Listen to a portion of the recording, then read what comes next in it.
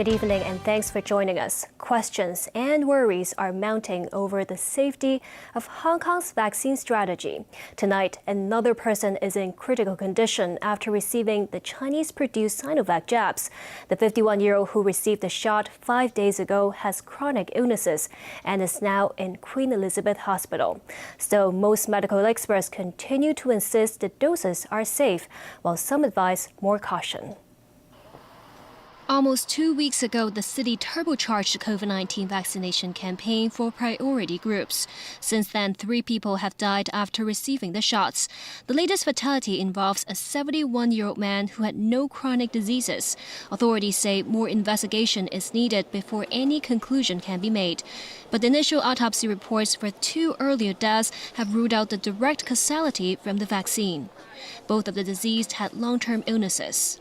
The vaccine only contains the inactive virus and a well-known and relatively safe adjuvant. There is no direct pharmacological effect that can account for the cardiac or the cerebrovascular event in these 2 cases. As of Saturday, 45 people who've been inoculated have been hospitalized. 60 more cases were classified as non-serious, with discomfort such as headache and fatigue.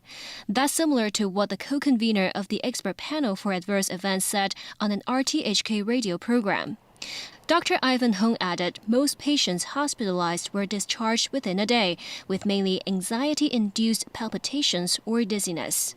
Professor Benjamin Kelling from HKU meanwhile finds the 3 deaths concerning, but admits the number is really small. It is a little bit concerning that we've had these events reported, particularly because they're 3 traumatic events that have led to death. The vaccines can stimulate reactions. We need to be very cautious because we can't look at data from other parts of the world, because in other parts of the world, Sinovac is not being used in elderly. He added better transparency on the data is vital in allaying public worries.